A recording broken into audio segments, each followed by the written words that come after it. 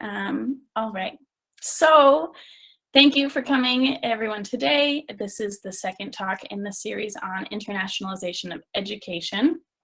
And today I just want to break down this idea of what is internationalization of higher ed. You can go to the next slide. So we'll be talking first about this idea of what is internationalization. We'll kind of outline what internationalization looks like at UEM, because sometimes internationalization is so nebulous. It's a sort of vague idea, and we're in it without really realizing we're in it.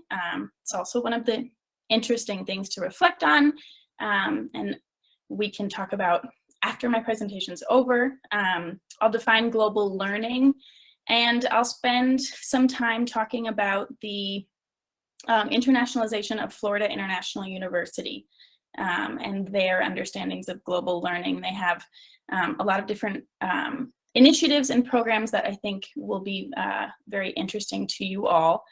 Florida International University is also where I did my master's in, for those of you who were at the last talk or have met me before, in comparative and international education. So let's get into it. You can go to the next slide. Thank you. So, as I said, internationalization of education is hard to understand and define super directly for a few reasons. One is that universities, since their conception in Europe in the 13th century, especially in Paris and in France and in Portugal, have always been international. The idea of Erasmus, of traveling to universities to share in knowledge creation, has always been international. And the other reason, especially from our position here in the 21st century, that internationalization is a bit confusing to grasp, is that it's often confused with globalization. Altbach is a very important writer and citation in this field, and they write that globalization is defined as the economic, political, and societal forces pushing 21st century higher education toward greater international involvement.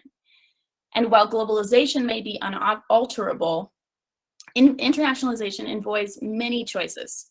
And so it can look many different ways on different campuses and in different universities, depending on what programs are put into place.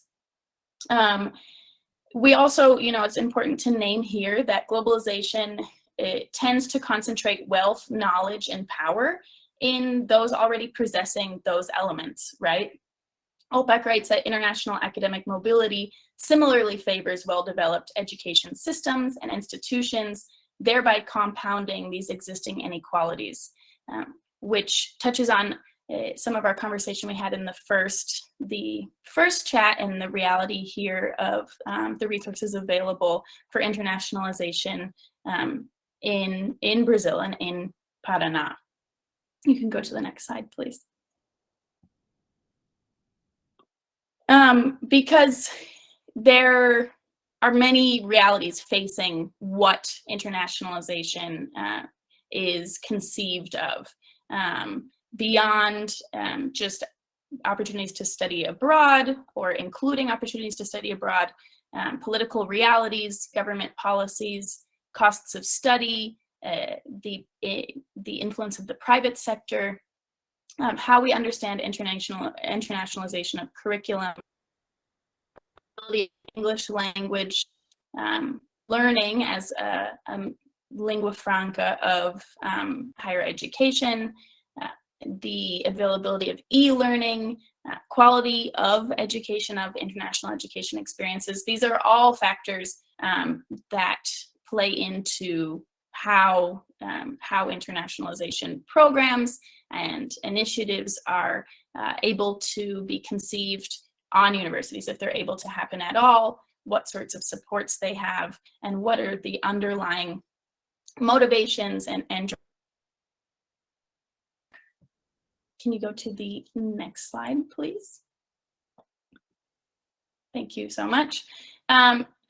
So internationalization at UAM in specific has 4 components, and has been, for those of you who don't know, I have had the pleasure of getting to learn a little bit more about the program since arriving here, of the efforts rather, of this process of internationalization.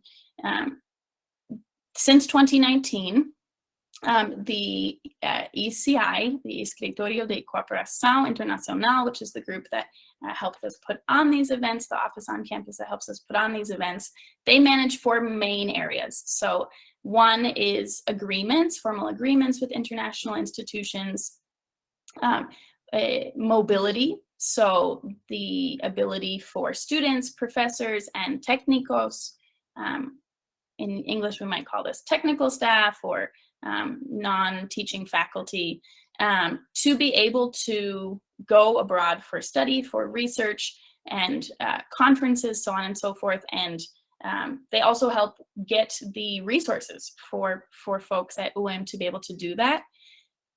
And then there's also an internationalization at home program, which we're gonna get into the internationalization at home at Florida International University, to provide a little bit of case study, to think about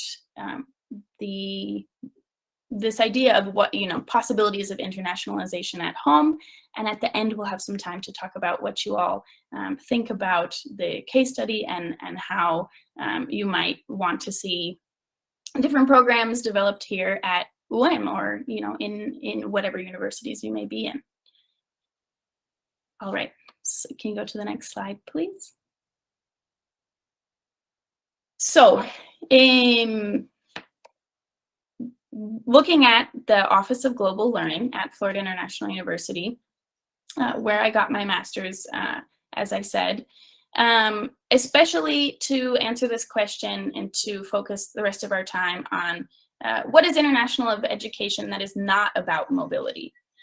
If we think traditional internationalization as study abroad opportunities for students to travel, which traditionally is most often available to students in the global north, or for students in the global south to study in the global north if they're able to receive resources, right? What is internationalization aside from leaving your university, aside from leaving your country? A little bit of context about FIU before we talk about their programs, so you guys can understand a little bit more about what kind of institution it is. It's a large public research university located in Miami, Florida. It was founded around the same time as UM in 1965 and opened doors to students in 1972. It's one of the top 10 largest universities in the US. It has a large commuter presence, meaning a large amount of students don't live on the campus, which is not necessarily common in the US, or it's common for very large universities like FIU, because people come from everywhere, from all 50 states and from over 140 countries, and they complete their degrees both in person and online. It's also important to note that FIU is considered a Hispanic serving university, so has a majority population, because of where it's located in South Florida, of Latino students. And that is something that really drives how it sees itself as, how the university sees itself as an international university. Next slide, please. So at FIU, the Office of Global Learning operates many different programs that I'm going to outline for you all, but they're all based in this philosophy of what global learning is. Dr. Landorf, who is the director of the Office of Global Learning, wrote in 2015 that global learning is the process of diverse people collaboratively analyzing and addressing complex problems that transcend borders. Global learning enables every student to engage with others to find connections among divergent perspectives. These connections are the bedrock upon which we all learn to create innovative, equitable, and sustainable solutions for our interconnected human and natural communities. If you have any reactions to that definition, you can hold them for the Q&A, or the chat is open to ask any questions or make any comments. But this is the central philosophy and pedagogy for what global learning programs and initiatives aim to do at FIU. Next slide, too. Next slide, please. Thank you, Laura. So last year, actually, the program received the Award for Campus Internationalization from NAFSA, which is the highest society or academic society for campus internationalization. So that was very exciting and really goes to show the extent to which FIU has tried to implement this idea of internationalization at home and provide many different types of experiences for students across different degree programs. Again, 180 degree programs, 56,000 students of many different ages, many different backgrounds. So these programs and initiatives for global learning include more traditional internationalization, including international degree programs such as my degree, the comparative and international education, so a degree with international in the title. There's also a lot of minors and concentrations that are focused on international issues, such as the School of International Relations, international issues when it comes to environmental sciences, so on and so forth. There's an office at the Florida International University called the Latin American Caribbean Center that supports research of issues concerning Latin America and the Caribbean. And the Office of Global Learning has a partnership, the Office of Global Learning Initiatives, has a partnership with that office to facilitate accessibility and connection between students and faculty and technicos, other mentors, in order to facilitate collaborative research projects. There is also on a more traditional, in terms of the traditional internationalization opportunities, there's an office for prestigious fellowships. So this is an office that supports students being able to apply with strong applications to different international fellowships, whether that is summer internships, graduate degrees, or Fulbright. For example, the office helped me put together my application, which is how I'm here with you all today. The FIU also has a lot of initiatives on more innovative programs, including COIL, Virtual Study Abroad, and a Global Learning Medallion, which I'm going to get into describing those three a little bit more, that rely on technology in different ways to connect that are outside of the traditional Office of Study Abroad that FIU also has. Next slide, please. So, to describe one of the Global Learning Medallion Initiative. In the US, our structure for bachelor's degrees is one chooses a major, your main area of study, your carreira. Then you have the option to choose a minor. Sometimes this is obligatory, which is your second area of study that does not need to be related. The idea of a global learning medallion is that it is neither a major nor a minor, but it's an opportunity for students from any major and minor to infuse global learning into their degree. So how does this happen? It's an interactive participatory program consisting of an extensive series of courses and activities designed to enhance students' global awareness, global perspective, and attitude of global engagement. What do these principles mean? Whether used to facilitate inclusive global learning courses in person or online, a global awareness is works towards structuring an idea of independence.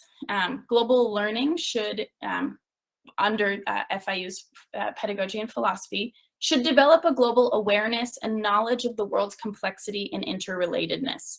The questions and problems that students grapple with within a global learning course or setting demand collaboration, because the class itself, students are called to recognize that these problems are too complex for any single person, group, discipline, or approach to solve alone. Therefore, global learning courses engage students in collaboration to prepare them as global students, to prepare them as global citizens for success in their personal, professional, and civic lives. Another important principle of global learning is global perspective. This is the idea of establishing a social presence. Establishing a social presence begins with students feeling comfortable sharing their own views as members of a community, whether that's in the classroom or in an online class. This is what's known as a social presence. And the first step towards developing a global perspective is helping students get to know the unique and common knowledge, experiences, skills, and perspectives present in the community, in the classroom, both their own and being able to listen to that of others. And the last principle for facilitating global learning in whatever discipline is promoting connection making, global engagement. It's the willingness to work with others to solve complex problems. Global learning promotes global engagement when students are invited to connect ideas and perspectives they previously thought conflicting or completely unrelated. New knowledge is formed when students take part of different ideas and put them together to create new ideas.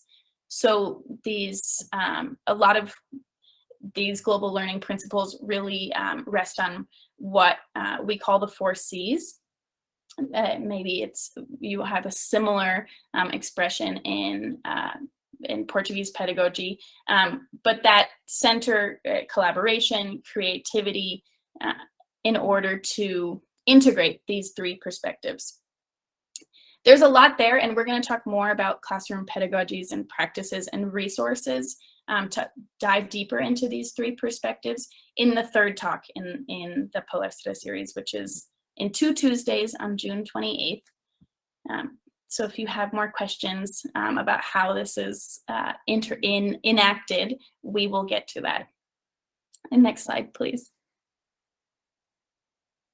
Oh, I'm sorry, could you go back? I forgot to mention, the Global Learning Medallion on the faculty side, faculty are offered an opportunity many times throughout the year. Usually there's at least 10 opportunities to complete a workshop, a full day workshop in these principles of global learning.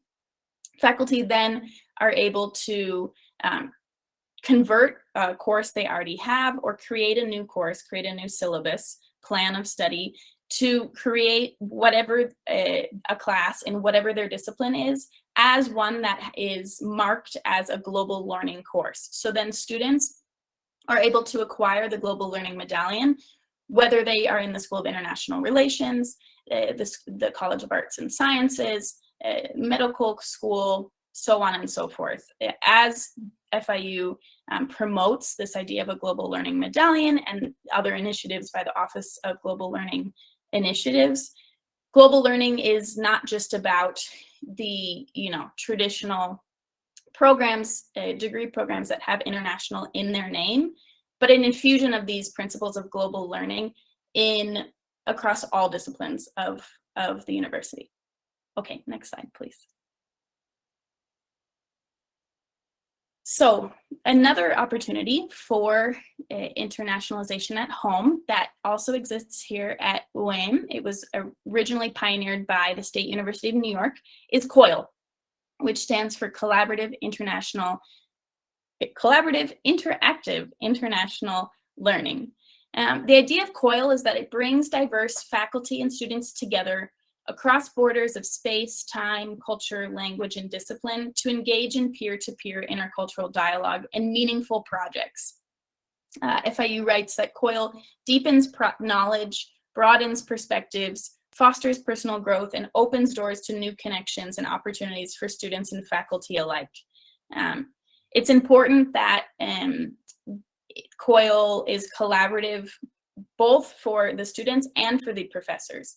And so it's really a horizontal collaborative opportunity for everyone in the classroom, whether you're teaching or learning or both, as often is the case. And similar to COIL, FIU also has virtual study abroad in the classroom. This works similar to the Global Learning Medallion in that FIU provides training and support to implement virtual study abroad. FIU sees virtual study abroad as a creative global strategy to bring the world to the campus, allowing students to virtually interact with different nationalities, cultures, and peoples, and reflect, and virtual study abroad prioritizes reflection on these virtual global experiences. It's not just something that you do and then you move on and you say, oh, that was great to connect with them, but really creating the time and place in the classroom for reflection on these virtual global experiences. Virtual study abroad courses in the past at FIU have included things like managing the secondary language arts classroom, intro to religion, comparative justice systems, international relations in South Asia. You can see that the disciplines are really broad, which is something that FIU really tries to promote through providing this professional development session, like with the Global Learning Medallion, for professors and other faculty to think about what the principles of virtual study abroad are, go back into their course syllabus, their course plans, infuse them with elements of virtual study abroad, and then the professors are to submit the new syllabus to the Education Abroad Office and the Office of Global Learning Initiatives. And in reality, there's not too much of a difference between virtual study abroad and COIL. The reality is that internationalization has been developing, and there are pedagogies that are similar and practices that are both similar and different. And because of FIU's size, has been able to integrate both programs to increase opportunities for virtual study abroad and COIL to take place by whatever name that you call it.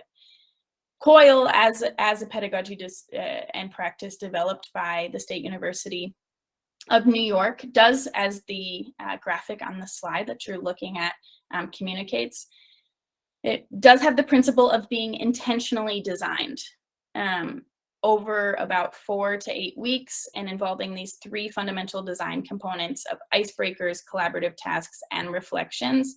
COIL then is able to integrate its philosophy of global citizenship, intercultural competence, and lifelong learning.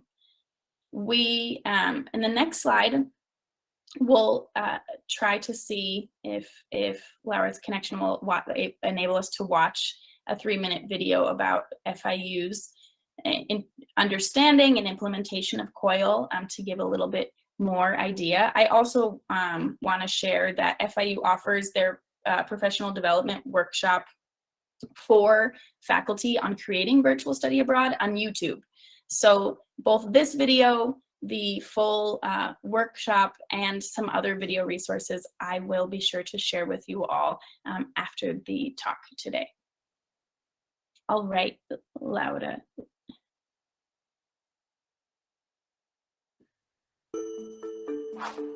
Imagine trying to teach a person to swim without water. Well, the same holds true for global learning. If we want our students to gain the knowledge and skills of global citizenship, they need opportunities to work on shared challenges with people who are different from them, in our classrooms, our communities, around the world, and online. COIL, Collaborative Online International Learning, is a powerful form of global learning for both teachers and their students. With COIL, teachers in different institutions, countries, and cultures partner to design experiences that will challenge their students to connect their diverse knowledge and perspectives across borders of time, place, language, and discipline. COIL is an accessible form of global learning because it's often embedded within existing face-to-face, hybrid, or fully online courses. COIL collaborations can involve courses in the same discipline, such as students comparing different marine conservation practices across the world, or in complementary disciplines, such as architecture and anthropology students teaming up to create more culturally responsive building designs. COIL experiences usually last from 4 to 8 weeks, and they involve 3 main components. Icebreaker activities that help students get to know and trust each other. A collaborative task that demands diverse contributions from every person participating. And reflection activities that help students transform their COIL experiences into new ways of thinking about themselves, others, and the world around them. Sure, COIL uses technology to connect people and their ideas, and it often involves voice and video conferencing. But you don't have to be super tech-savvy to communicate and collaborate. Great COIL experiences can involve low-bandwidth, asynchronous exchanges using nothing but a smartphone. COIL faculty and students thrive when they're supported by a team of international education leaders, instructional technologists, and educational developers. And COIL is a critical component of robust, resilient international partnerships. COIL is powerful on its own, but when it connects faculty and students to other opportunities to engage with the world's knowledge network, such as language learning and intercultural dialogues, and teaching, research, study, service, and internships abroad, COIL maximizes its potential to enable global learning for all.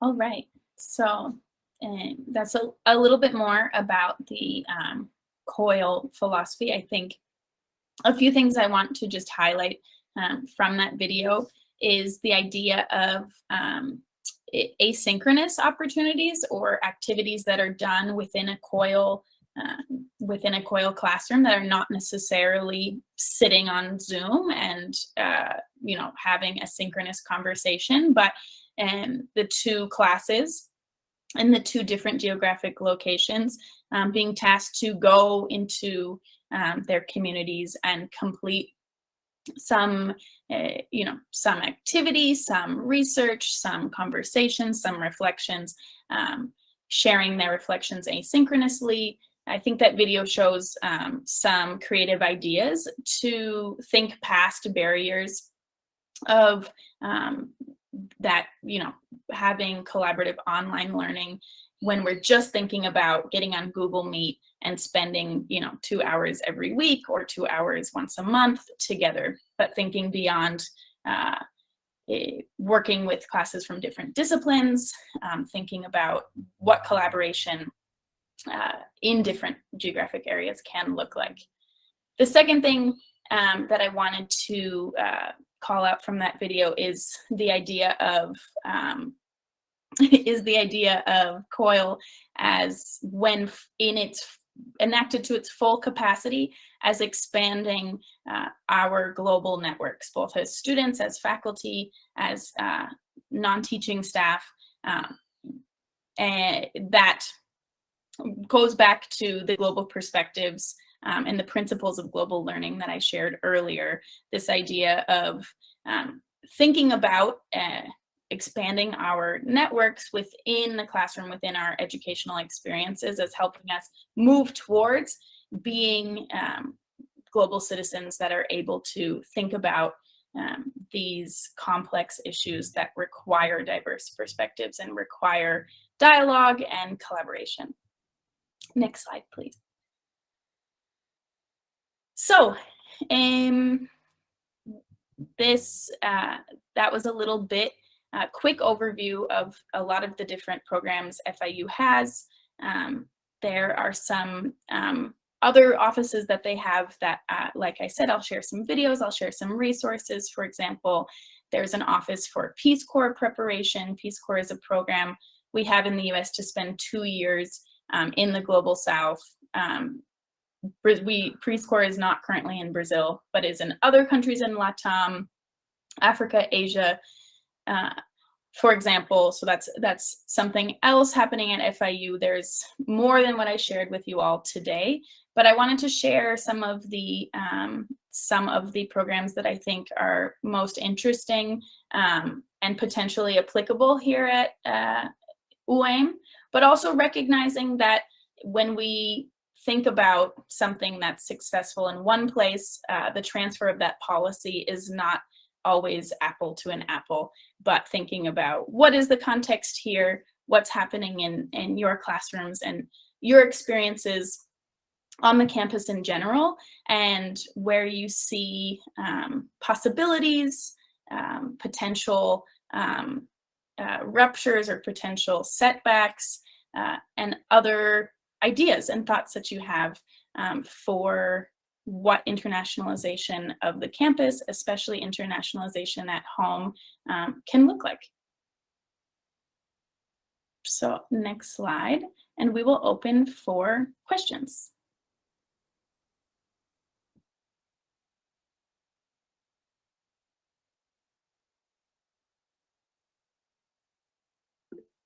Celia.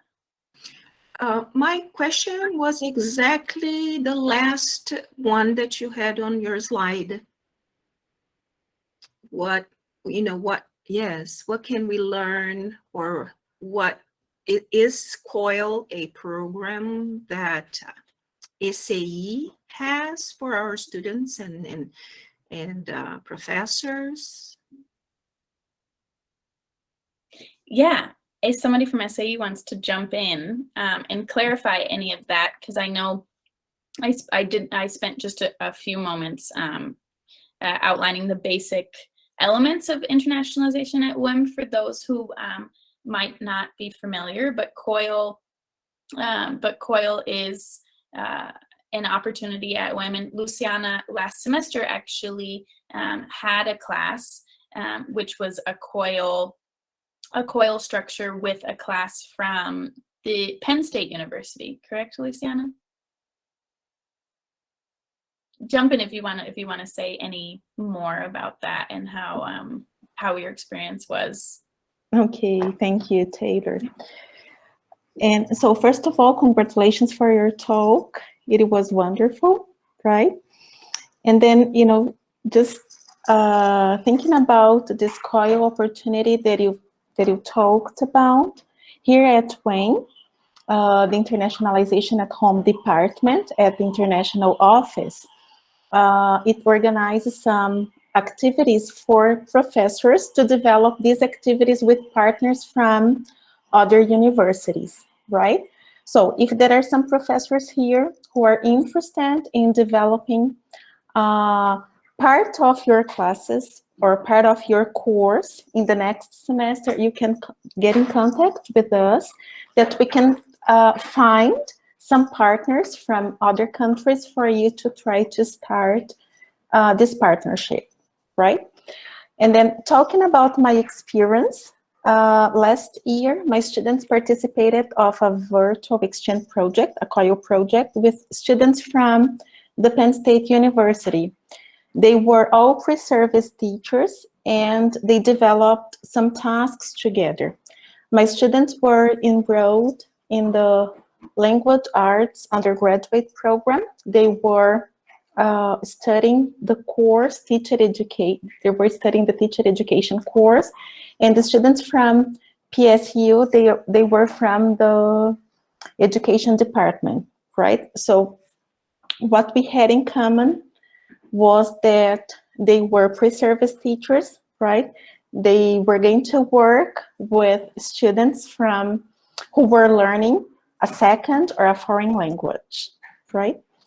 And then, so these students from UEM and students from the PSU, they worked in different groups to carry out a project talking about the context of Brazil and the USA. So they talked about bilingual education, about teacher education in the two contexts, status of foreign languages here in Brazil and in the USA, right? So I think it was a very interesting experience, right? Because nowadays we can think about internationalization in a different way, right? Students, they do not necessarily, need to travel to another country to, to experience this kind of activities, right? We as teachers, we can develop in our course, in our program, some activities for the students to be part of this, interconnected world, as Taylor said, of this globalized world, right? We can help our students, we can help them to develop those attitudes, right, that Taylor has talked about, right? And Laura shared in the chat the special edition of the newsletter that we organized on COIL, right? So if you are interested in that, you can contact us, that we can help you, finding a partner in another international university.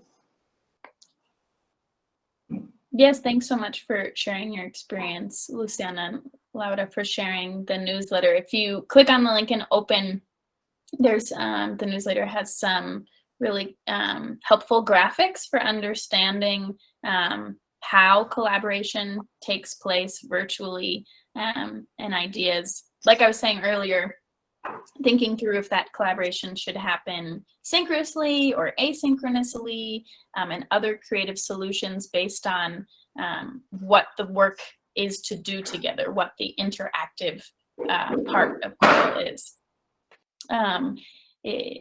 Because just to go back to the definition, collaborative, the C is collaborative, meaning, as I shared, everyone is on this horizontal playing field. It's interactive. The classes are working towards something together, ideally involving this idea of principles of global learning, of solving problems that require multiple perspectives, from